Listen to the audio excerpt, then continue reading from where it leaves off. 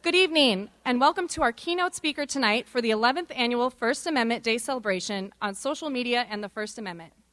My name is Caitlin McCullough, and I am a current First Amendment Day committee member. The 2012 State of the First Amendment survey found that 59% of Americans oppose and 44% strongly oppose the government having control over social media or the internet. The First Amendment Day celebration is a time where we can appreciate what the First Amendment does for us and our society, and to raise awareness so we can better protect our freedoms when faced with challenges. This year's First Amendment Day is sponsored by the Greenlee School of Journalism, Lee Enterprises, the First Amendment Day Center, the Leo Morris chapter of the Society of Professional Journalists, the Iowa State Daily, and the ISU Committee on Lectures sponsored by GSB. Tomorrow we'll kick off our First Amendment Day with our Freedom March starting at City Hall and the Feast on the First Amendment on Central Campus. If you're interested in a First Amendment Day t-shirt, they are $5 and can be purchased in the back of the room after the speech. Tonight, we are extremely happy to present our keynote speaker, Mr. Frank Lamonte. Lamonte was named Executive Director of the Student Press Law Center, a nonprofit legal aid organization serving the need of student journalists nationwide in January 2008. His articles on media law topics have appeared in the American University Law Review, the Chronicle of Higher Education, Education Week magazine, and numerous other publications. He has been a presenter on issues relating to the First Amendment in schools, at the Education Law Association, the Council of School Attorneys, and dozens of other events. For his work with SPLC, he has been recognized with the Distinguished Service Award from the Southern Interscholastic Press Association and the Engelhardt Freedom of Expression Award from the Society of Collegiate Journalists. Now, let's give a warm welcome to Mr. Frank Lamonte.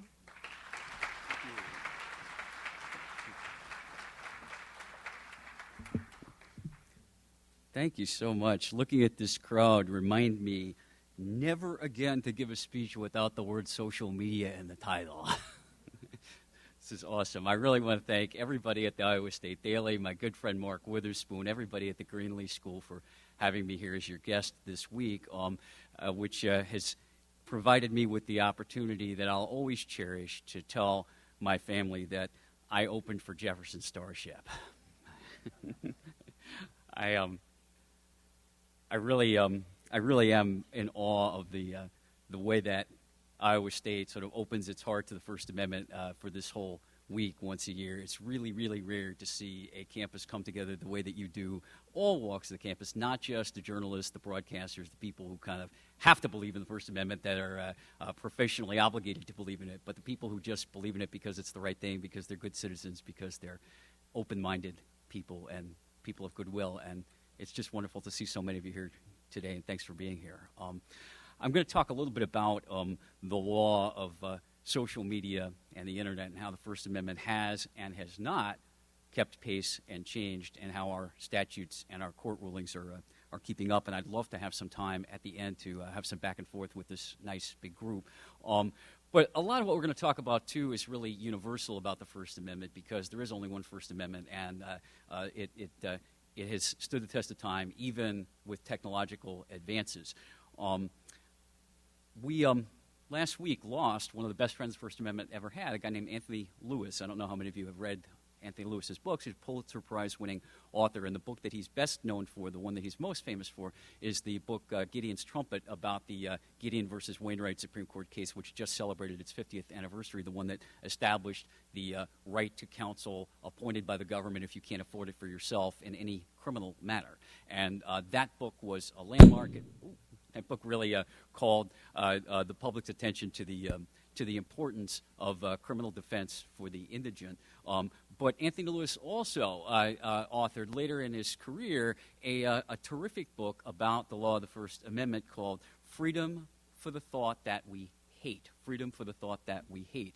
And that title is taken directly out of a Supreme Court opinion by Justice Oliver Wendell Holmes, who wrote that phrase in a ruling, in an opinion that he wrote in United States versus Schwimmer. This is a case from 1929. I just want to read you the whole phrase to put Anthony Lewis's title in its full context. This is what Justice Holmes wrote in 1929. If there's any principle of the Constitution that more imperatively calls for attachment than any other, it is the principle of free thought. Not free thought for those who agree with us, but freedom for the thought that we hate. Right? Freedom for the thought that we hate. Think about that you're supposed to embrace things that you find loathsome and detestable.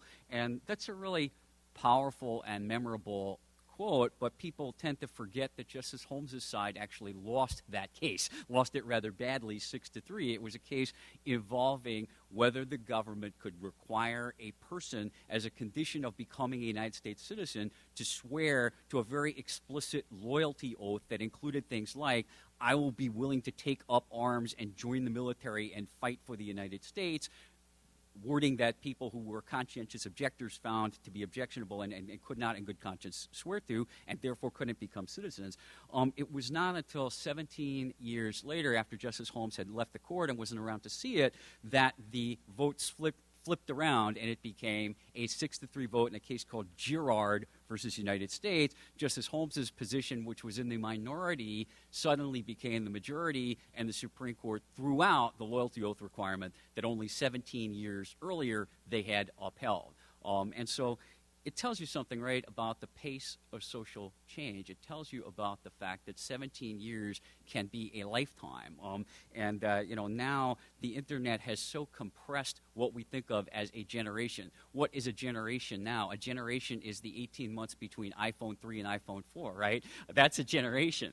And so the pace of change in the way that we think about the law also evolves.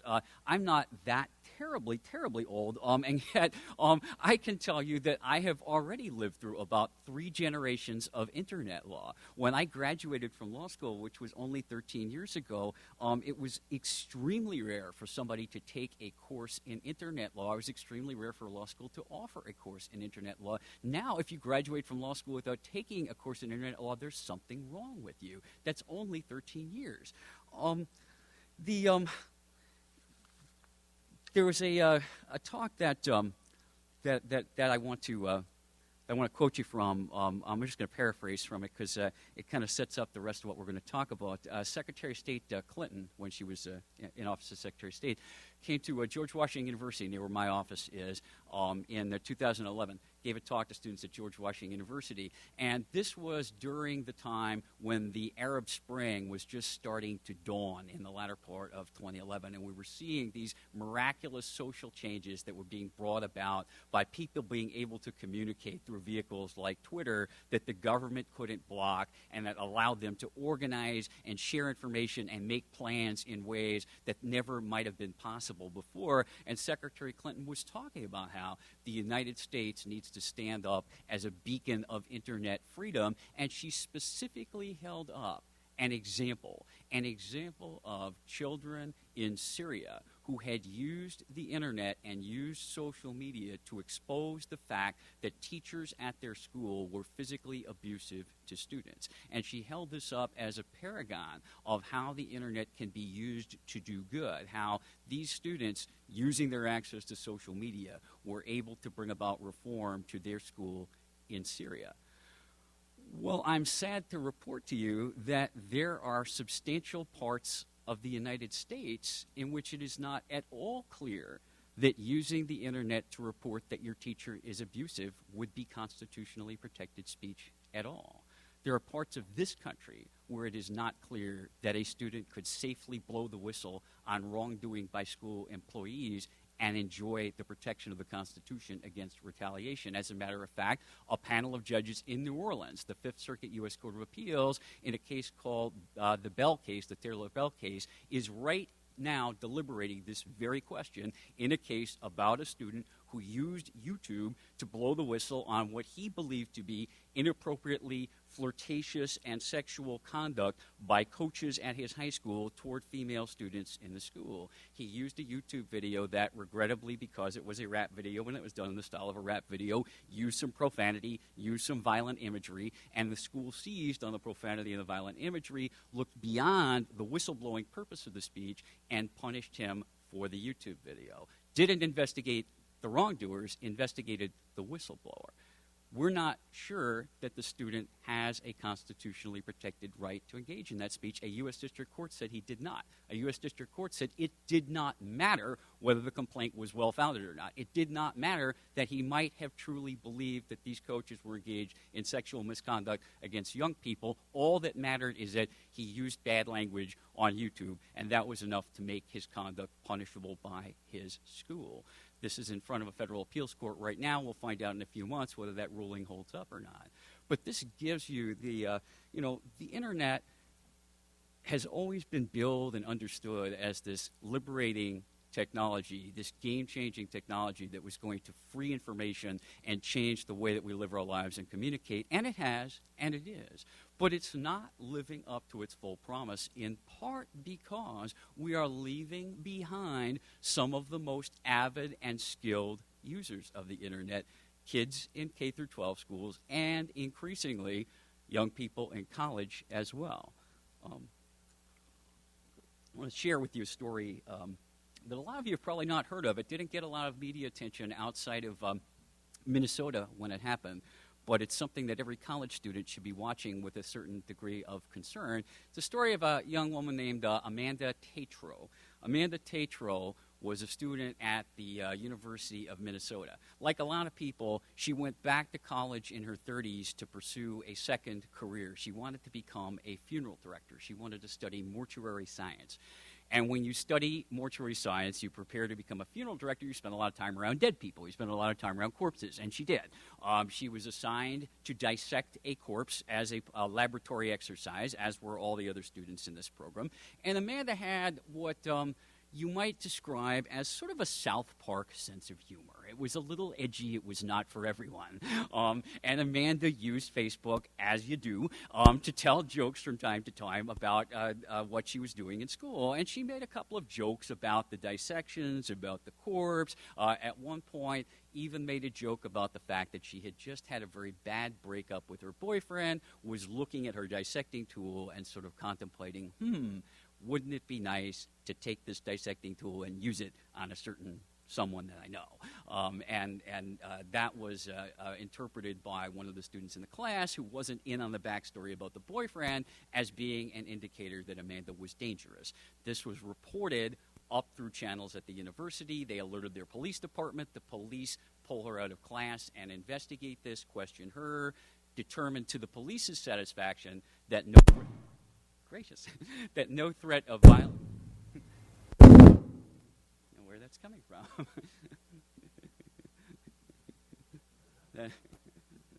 Well, they determined to their satisfaction that no threat of violence was meant, that Amanda is not dangerous, and the police close the case file, but that doesn't close the Amanda Tatro file because the University of Minnesota activates the campus disciplinary system. They bring her up on student conduct charges and find her guilty of violating the student code of conduct. They impose a series of disciplinary measures on Amanda, short of suspending her from school, but making her retake a class, giving her an F, taking a remedial class in ethics, write a paper, on and on and on. Amanda brings a challenge under the First Amendment to the Constitution. And, of course, right, this is how the First Amendment always arises. It arises as a defense when you think the government has overreached and overstepped into your life in a way that treads upon your constitutional rights. In this case, Amanda says, the First Amendment gave me the right to engage in this humor. It may not have been the funniest thing in the world. It may not have been for everybody's taste. But it was done, and there was no dispute about this, off-campus time, off-campus premises, not using campus equipment at all. It was personal speech on personal time that happened to be posted on a social networking site. Goes up to 2 appeals courts in the state of Minnesota, and last June, the Minnesota Supreme Court comes back and rules in favor of the college and against Amanda. And they do so in a way that wrote a new chapter in the law of the First Amendment. For the very first time, a court of appeals said that a college may punish a student for speech that, this is the phrase they used, violates accepted professional standards. This is the phrase that they used to justify why that punishment was lawful and why the speech was not constitutionally protected. In the view of the Minnesota Supreme Court, and it is now the law of Minnesota today, that speech that violates accepted professional standards is punishable by your college no matter where you say it. Well, you know, this is a rather breathtaking leap in the law of the First Amendment. It seems like kind of small potatoes when we're talking about jokes on Facebook, but one can imagine, right? When you're a First Amendment lawyer, you live on a place called the slippery slope, and I do. And the slippery slope is not the case that's in front of the court today, but the one that might be in front of the court tomorrow, right? And so what do I tell the student? How do I advise the student who's a journalism student at the University of Minnesota who's called into her dean's office tomorrow and who is told, we've been reading your off-campus blog, and your off-campus blog contains celebrity gossip, and this celebrity gossip is salacious. It's not confirmed with sources. It uses anonymous quotes. Some of it is just flat out wrong. It completely violates all of the conventions of journalism. And because your celebrity gossip blog violates all of the conventions of journalism, we're going to suspend you from the University of Minnesota. Can I advise that student confidently that her speech is protected by the First Amendment and that discipline can't constitutionally be imposed on her? And if you can't answer that question right away, then that is your answer. Because the First Amendment says that the speaker must be confident that her speech is protected, or else the speech will never be said. This is known as the chilling effect. If you are not sure where the line exists, then you'll stop yourself way short of the line. It's a principle of self-censorship, and self-censorship is what will result if we have sloppy judging and sloppy decision-making like we saw in the Tatro case. We don't have to speculate about the slippery slope in Minnesota, though, because we're already experiencing it. Based on the legal authority that schools were given last year in the Tatro case, this year, a college in Minnesota, Central Lakes College, suspended a 37-year-old man who was going back to school to get his nursing degree, suspended him from college for what they called disturbing speech on Facebook. They didn't tell him what the speech was. They didn't tell him what they were punishing for. They just said, your Facebook page is disturbing to us. He and his lawyer went through the posts, and the only things that they could find that they thought might qualify as disturbing are, in one post, he did refer insultingly to somebody, I'm not sure if it was a school employee or a social acquaintance, as a bitch. He referred to someone as a bitch. In another post, he made a sarcastic remark in which he said, there's not enough whiskey for anger management. Those were, as far as anybody could tell, the only disturbing things that existed on his Facebook. And so he and his lawyer speculate that these were the basis for him being kicked out of his college nursing program. Well, you know, again, this may seem like pretty small potatoes, but the ability to engage in jokes, in humor, in satire, right, on the internet is intrinsic to what the First Amendment is or ought to be about. And the fact that we're willing to give up that right on Facebook, that we'd never give up in any other medium, is something that we really ought to think very, very, very long and hard about. There is a tendency among legislators, among judges, and probably even among some of you in the general public to think that because social media is just different, it's just different, that maybe we can justify lowering the First Amendment bar, rewriting the rule book, creating a new First Amendment standard that recognizes that social media reaches more people, maybe it's more dangerous, right? Well, I'm here to tell you that every medium that has ever been invented since movable type has prompted the exact same reaction. You can look back to the turn of the last century when comic books started to become popular, and people denounced comic books in the exact terms that you are now seeing the internet and social media denounced. Ladies' Home Journal magazine, 1909 article commenting on the influence of comic books on America's young people, how it was rotting their minds, said comic books are, quote, an incitement to bloodshed and vice, a national crime against our children. This was Superman. And so I think that my best constitutional lawyer advice to all of us would be to take a chill pill. We are too ready to forfeit and to sacrifice our constitutional rights because of our perception that somehow the internet in general and social media in particular have changed the game. And we saw this, by the way, Justice Stephen Breyer, who's normally a very reliable friend of the First Amendment, in a case that the Supreme Court decided 3 terms ago called the Brown case, Brown versus Entertainment Merchants. This was the case that told us that California cannot make it a crime to sell violent video games to minors, okay? And Justice Breyer, normally a pro-First Amendment vote, dissents from this pro-First Amendment case and writes a separate opinion in great detail talking about how video games are just different. They're more scary. They have more impact on young minds. They're more interactive. They're just different from movies. They're different from magazines. They're different from comic books. They're different from all these other media, and therefore I'm more willing to entertain compromises in First Amendment protection than I might be willing to in other media. And we see this playing out today in a very real way in the way that colleges are treating their athletes, right? Many of you are familiar with this is sort of a phenomenon that's sweeping college campuses right now, where colleges are asking either that their athletes stay off of social media altogether, that they're saying as a precondition for playing sports at this college, you may not use social media at all, or in the alternative, some are saying you may use social media if you give the college your private account login information so that we can not only view the parts of the account that are visible to the public on Facebook and Twitter, but the parts that are not visible to the public, including, right, your one-to-one messages, the messages that you might send to your girlfriend, to your boyfriend, to your parents, right? This is a phenomenon that is sweeping the country. In fact, there are at least 3 for-profit companies that are now, this is their business model. They will go to colleges and for a per-athlete fee, read their Facebook for you. This is a business now. It is an industry.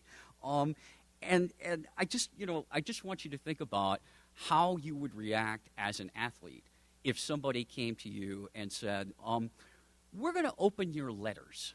We're going to open your letters in the athletic department before they come to you because we just want to make sure that you're not engaging in any worrisome speech, any speech that we might find inappropriate. And so the letters that come to you or the letters that you send out, we're just going to open them and read them. And then, after we've assured ourselves that they're not disturbing, we're going to give them back to you, right? Of course, we would find this intolerable, all right? But when it's Facebook messages, somehow this is now the industry standard. Somehow we're willing to tolerate this with Facebook messages when we're not with snail mail, right? And there's no doubt that the internet can at times be a game changer. There's no doubt that at times content on the internet can go viral. There's no doubt that at times it can reach a vast audience in a way that paper speech and letters never could. But there's often less to the reach of the internet that meets the eye. There's often the theoretical worldwide audience for online speech often is just that, theoretical. Okay? Here's what I mean by that. Back in 2010, a federal appeals court up in Philadelphia decided a case called the JS case. This was one of the early cases that brought to the appeals courts for the first time this question of how much authority a public school could exercise over what its students write on social media when they're at home using their personal computers on their own time. This particular one involved a middle school student who had done some very crude humor about her principal. It was a very mean-spirited, childish, sort of broadside attack on her principal. And to give you an idea of how old this case is, it was on MySpace. It was on MySpace, and the case took all the way until 2010 to work its way up to the Federal Courts of Appeal, and this panel of the Third U.S. Circuit Court of Appeal decided that the school could constitutionally punish this MySpace profile. It was not protected speech, and therefore the student would lose her First Amendment challenge. And in writing that opinion, the judges on the Third Circuit opined at great length about why the internet was just different and why it required a different set of rules than speech and other medium. And this is what they said at one point. They set this up by saying, well, students have been making fun of their principals forever, as long as there has been school. But the internet is just different, and this is what they said, quote, "Due to the technological advances of the internet, these children created a profile that could be, and in fact was, viewed by at least 22 members of the public in a matter of days." 22 whole people. Just the miracle of the internet, right? What used to take half of a lunch period can now be accomplished in a matter of days. It's astonishing, right? And so the internet is and is not categorically different. All of this is taking place, interestingly enough, right? All this is taking place in a context where the Supreme Court has been telling us for the last 4 or 5 years under Chief Justice John Roberts, has been telling us that everybody knows how the First Amendment starts, right? Congress shall make no law. The Roberts Court has been telling us, you know what? That means none. That means no law at all. Law after law, statute after statute has been struck down by the Roberts Court, even at times when the speech seems extremely low value and the interest in regulating it seems extremely high. I told you about the Brown case, the violent video games case, right? The Alvarez case, the Supreme Court just last term told us that there's a constitutional right to lie. They told us in the Alvarez case that the Congress cannot make it a crime to lie about having won the Congressional Medal of Honor. Some loser out in California who was trying to pump up his resume so he could run for a local political office claimed to be a decorated war hero, and his claims were exposed as false. He's prosecuted under a statute that makes it a crime to lie about winning a Congressional Medal of Honor, and the Supreme Court strikes down the prosecution, and fortunately for all of us that have a Match.com profile, says it's okay to lie. The Westboro Baptist Church case, right? Everybody's familiar with that one. Talk about low-value speech and a high societal interest in regulation, right? What could possibly present less sympathetic facts for the First Amendment than people who jump up and down outside the funeral of dead war heroes waving anti-gay hate banners? And yet, the Supreme Court still told us even that is constitutionally protected speech because Congress shall make no law. Well, up against that background, where we've been told that Grand Theft Auto is constitutionally protected speech and that God hates fags is constitutionally protected speech, it's really anomalous that we're leaving behind students, but we are. At the very same time that the Supreme Court is widening the protection of speech in the off-campus world and striking down regulation after regulation, our courts are advancing this idea that college students do not have any more freedom of expression rights than do children.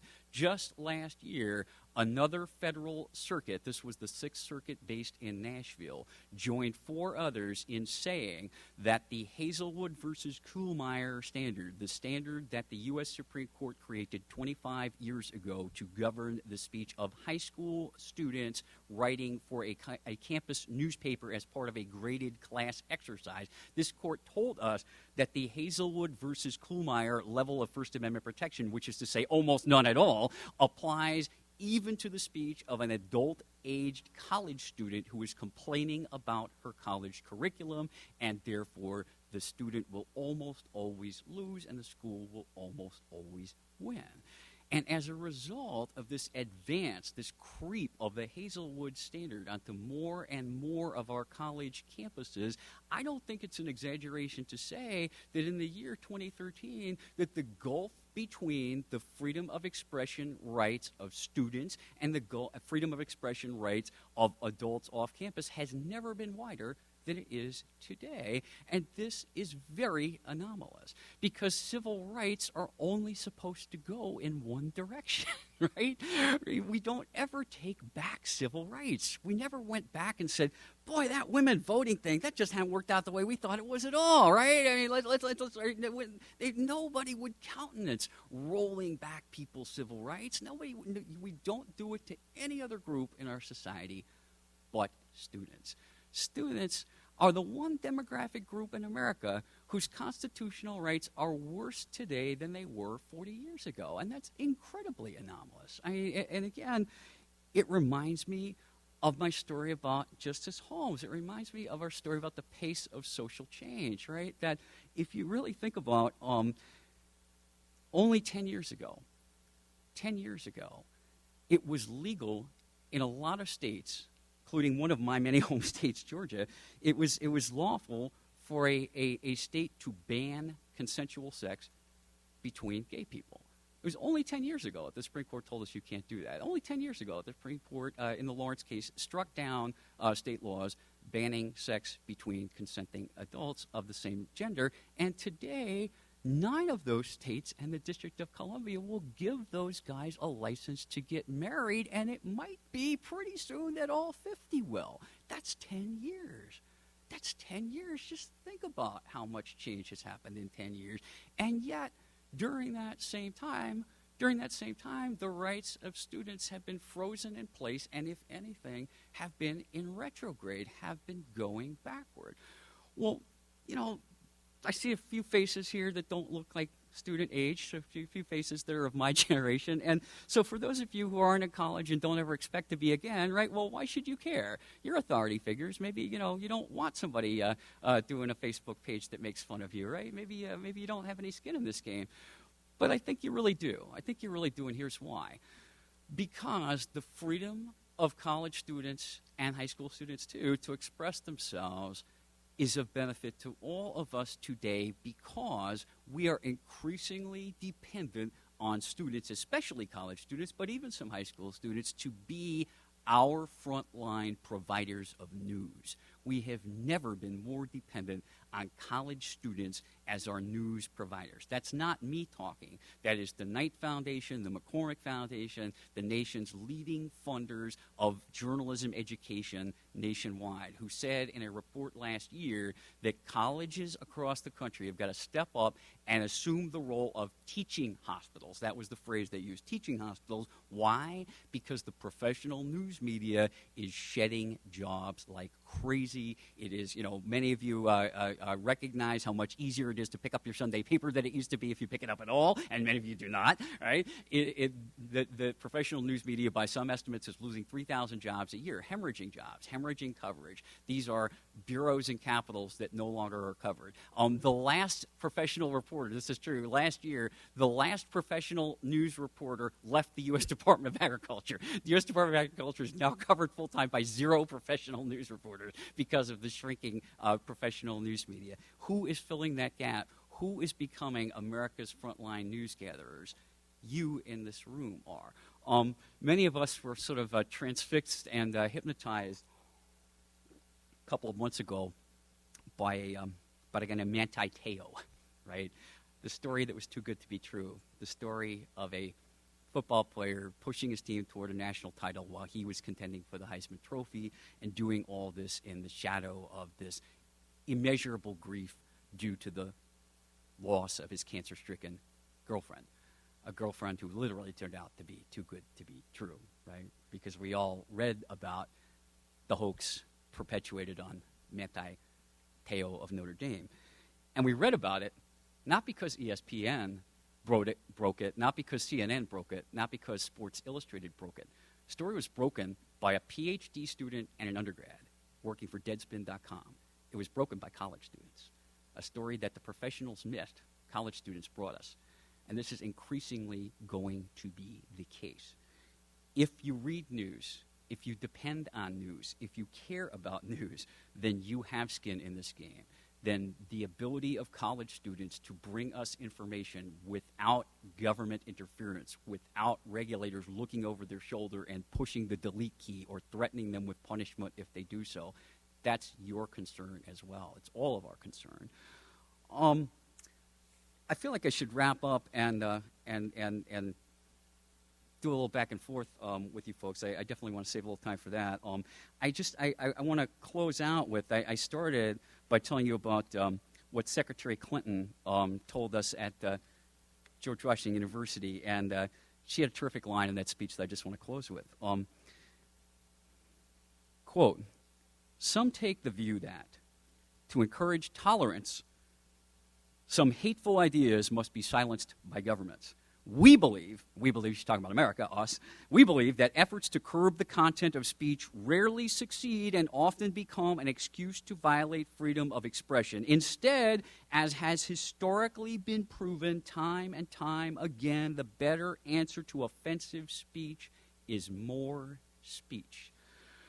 Well, for our country to credibly hold itself up as the beacon of internet freedom, as the model for the world that we aspire to be and that we think of ourselves as, we've got to start by running our schools and our colleges from a starting point of trust and not from a starting point of fear. Thank you.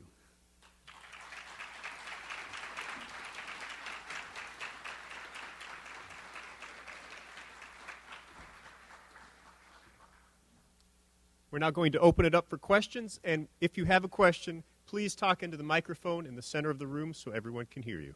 Thank you.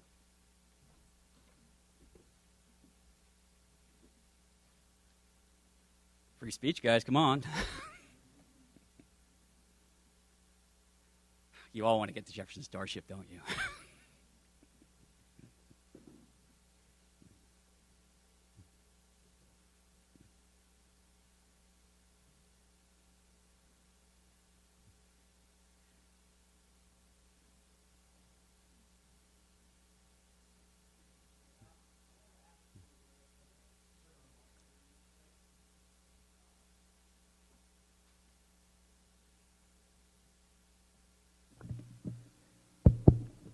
Sorry, I'll repeat that. I wanted to know if you were aware of the CISPA March hearings that are happening today. One of the Senate Judiciary Committees is talking again about internet censorship, and I know that's not exactly free speech, but I feel like privacy walks hand in hand with our freedom to express as we want.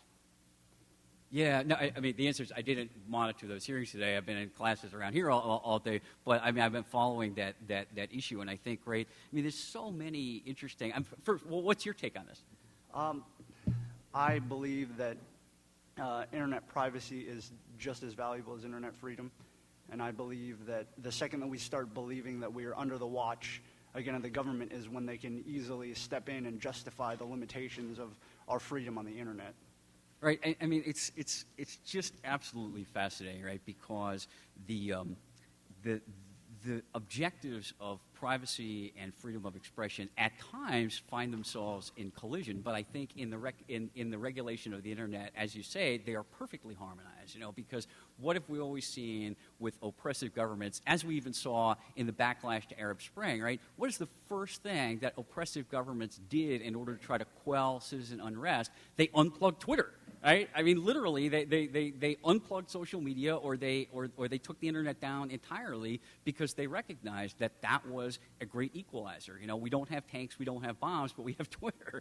And it was, I mean, it was the great equalizer. It was the way that people could sort of out-strategize the military and organize. And so, yeah, I mean, I think if you value freedom of expression, then you've got to value the ability of people to, the Supreme Court has told us time and time again that the right to speak anonymously is intrinsic to the First Amendment right of freedom of expression. And without the right to anonymous speech, then the First Amendment is hollow.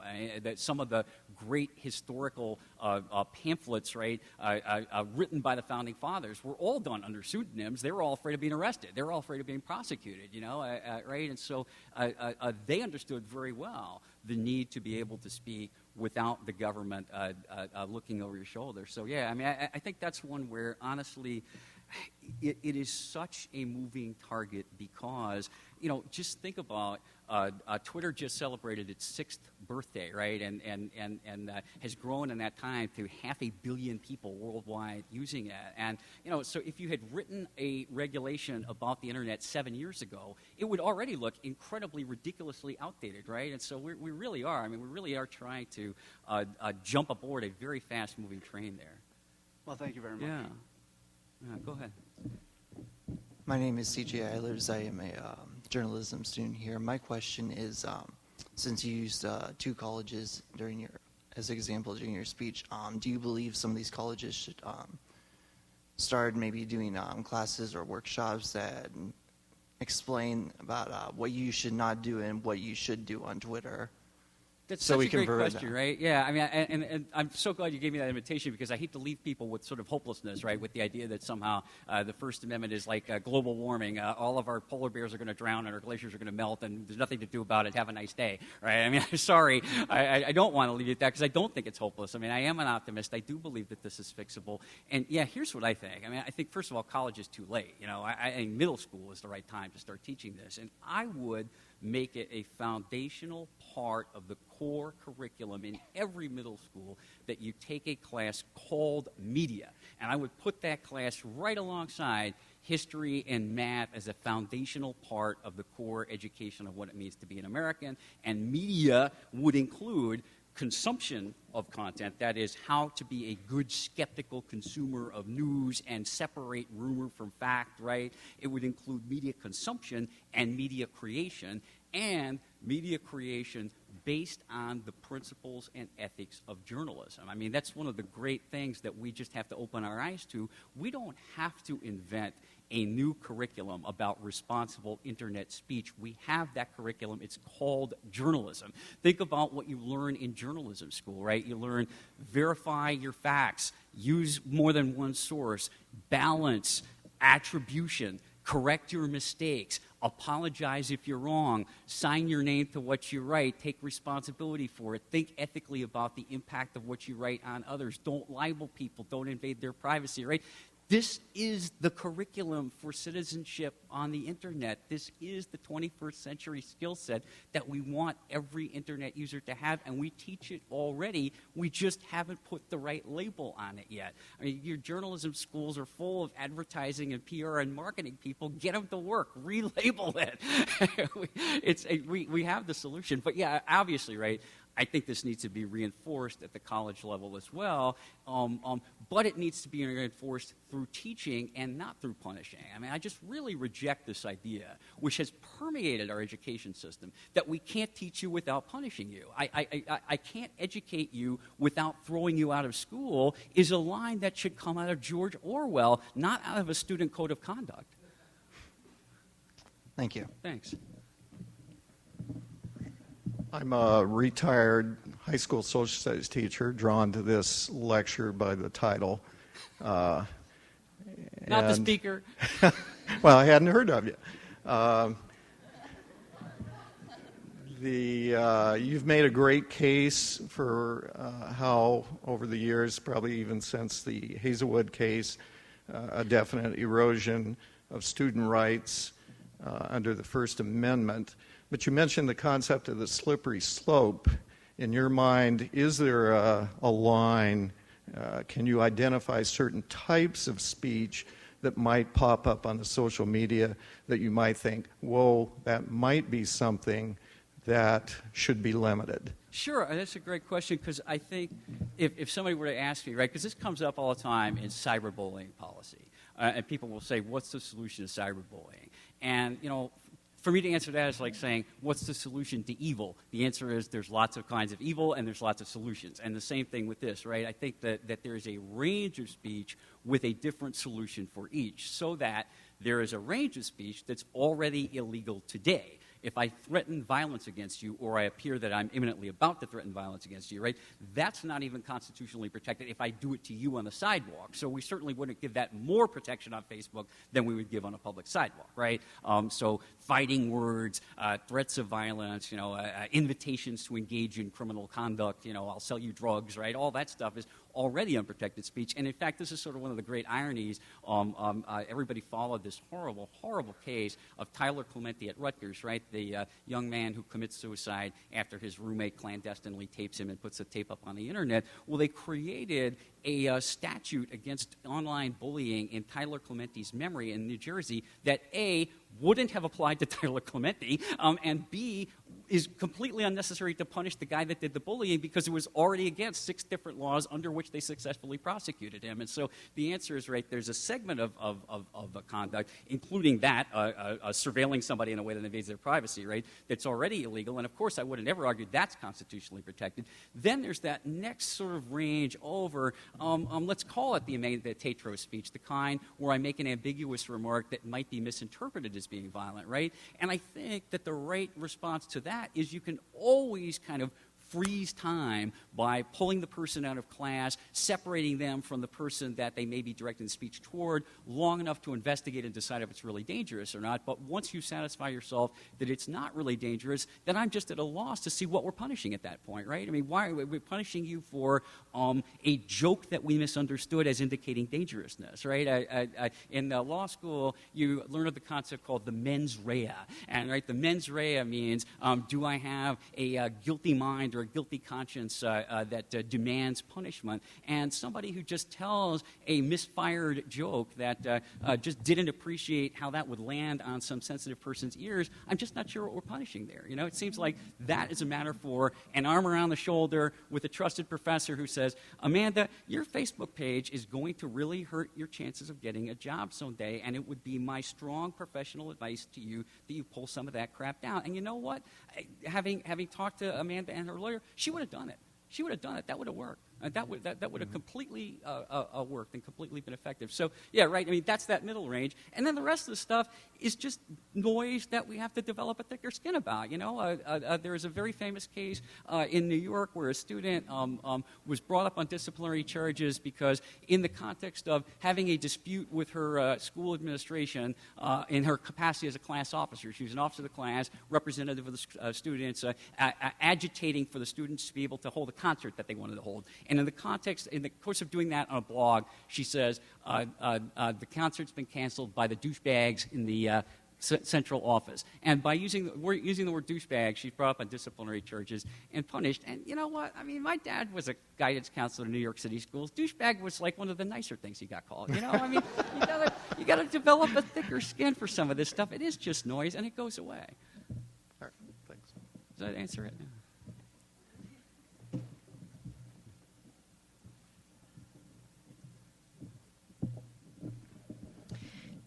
Do you think there could be a link between the ratification of the Patriot Act and the First Amendment? Say that the last part again? Between the ratification of the Patriot Act and the First Amendment. Well, sure, right?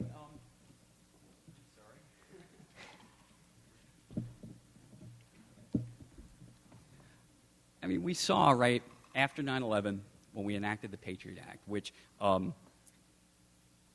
kind of constituted an across-the-board rollback in a lot of ways of constitutional protections. We accepted searches that we would never have accepted before. We accepted the idea that the government could listen in on conversations and could profile people, could track them using surveillance in ways that we never would have accepted before. And some of those subsequently got rolled back when they were recognized as having been excessive, although obviously the airport searches are still with us. But yeah, it's funny that you say that because I feel like what we are doing with cyberbullying today is very analogous to what we did with the Patriot Act after 9/11. I mean, I think we're at the 9/12 moment right now with cyberbullying, where we have experienced a tragic loss. We have had young people kill themselves in utterly heartbreaking ways, and the natural response of the policy community is to say there's absolutely nothing that we could throw at this problem that would conceivably be an excess given how bad we feel about this loss.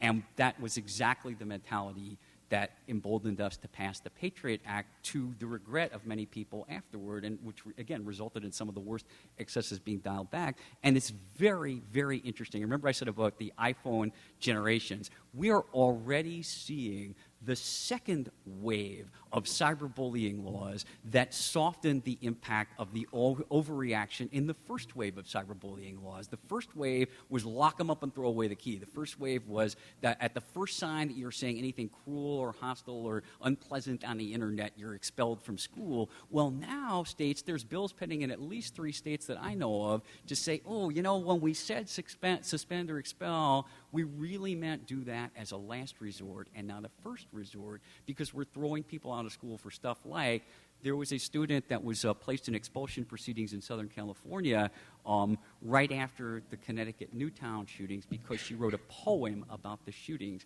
that she posted on a social media site. And the poem was regarded by her school as being frightening, and she was placed into not counseling, expulsion proceedings for writing a frightening poem. Not one that said, I'm bringing a gun into the school, mind you, just sort of a rumination about the shootings. Just writing a poem about shootings was enough to put you on a imminent danger requiring expulsion list. So I'm sorry I turned that into a discussion about cyberbullying, but that's my current soapbox and my current concern, because I'm honestly so worried that the cure is going to be worse than the sickness here, and that we're going to damage more young people by throwing them out of school for misunderstood jokes, and we're going to damage lives that way. In where I'm from, Fairfax County, Virginia, we had 2 young teenagers commit suicide within the last 3 years because they got thrown out of school under a zero-tolerance disciplinary system for minor disciplinary offenses, and the school district is, in fact, completely overhauling zero-tolerance discipline, but not before we lost 2 lives. And so, when we start throwing expulsion at every problem, we have to realize that has costs too, and sometimes it costs us innocent young lives too. Thank you. So going back to the athletes and Facebook, what do you think about when if the school asked an athlete to sign a contract saying they could look at the Facebooks? What would your stance on that be? Yeah, Would it be it's within so the First interesting, Amendment? right? It's so interesting because we haven't seen a court pass on this yet. And one of the reasons we haven't seen a court pass on this is that no athlete in his right mind, right, is going to take his school on in a frontal assault that way if he ever wants to play again. And so what's going to happen in order for a case to get before the courts and give us some guidance on that is someone will have to be thrown out of school where he has nothing to lose anymore. Then he'll bring the case, and then we'll find out. But until then, we're all left to wonder and speculate. So this is, in fact, the mechanism that many schools and colleges use to get around the idea that we're infringing on First Amendment conduct. They will point to a contract, and they will say, well, wait a second. You waived the right to complain about your this intrusion on your freedom of expression because you signed away that right. Well, there's a doctrine of constitutional law called the doctrine of unconstitutional conditions, right? Basically that there are some rights that we're not going to let you lightly sign away. And I honestly think that it's entirely possible that a court might look at an athlete's plight in the right fact situation and say, you know what, we're just not going to honor that contract. That contract is, in other contexts, right, if I were to go to the emergency room in a hospital and the doctor were to see my sucking chest wound and say, you're about to die on the operating table, sign right here that even though I'm drunk as a skunk, you're not going to sue me for my gross medical negligence, right? There's no court that would uphold that contract in that situation. And so now this is not the sucking chest wound and this is not surgery, but because that athletic scholarship is often the only thing that's giving that athlete a future, I'm not real sure that we're going to let you sign away your constitutional rights. I mean, the removal from sports has so much spillover consequence when you think about it, right? It can result in literally I lose not only my chance at a college education, not only my chance at a professional career, I got to move out of the athlete dorm. I might lose my home. I might literally not have a place to live. I might have to leave town. It's more like being banished from your city than it is like being expelled from school. And, you know, I don't think that we can lightly take that away from people. Okay. I'll be Thank fascinated to see how the courts resolve that. You. Yeah, that would be interesting. Yeah. All right, we have time for one more. One more. I have a question related to, you'd mentioned the student who was under expulsion hearings. There was a song a few years ago called "Pumped Up Kicks," which was clearly about about school shootings. My question is, how is it completely okay and acceptable for that to become a hit song, yet for a student to say something not even as blatant as that to get in disciplinary trouble from their school? Sure, right? Well, it's fascinating that you use that example, right? Because the fact of the matter is that if you walked down the hallway of a public school singing that song, there is every chance that you would be thrown out of school for being threatening and dangerous, right? It is all about context. But one thing that is kind of getting lost in our rush to punish online speech is that the law of the First Amendment has always said we're supposed to view speech in the way that a reasonable listener would hear it. The reasonable listener is kind of the benchmark, the yardstick against which speech is supposed to be measured, right? And so when we say in the old non-social media days, when we say that speech constituted a threat, it has to really be a threat. It has to be not, gosh, I wish the president would drop dead. It's got to be, I got the rifle, I got the bullets, I got the car, I'm on the way to the White House, right? It's got to be that. It's got to be imminent. I have the capacity to do it and the intent to carry it out. The reasonable listener doesn't think, I wish the president would drop dead constitutes a threat, right? Same thing with the song. I mean, it's so interesting, right? Because the song context allows you to get away with, frankly, a lot of speech that if you set it into a microphone right here would be regarded as threatening, but because you sing it and because you sell it on iTunes, it's not regarded as a true threat because that's not the way people serve notice that they're about to kill you, right? You're going to have to download the threat off iTunes. Thank you. Thanks. All right, we would like to thank you all for coming. Oh, thank you, really. It's been so wonderful to sit here this evening with you, and I hope you enjoy the rest of First Amendment week, and join us tomorrow. Exercise your First Amendment right of freedom of religion and pray for no rain. Please, let's give our speaker a round of applause.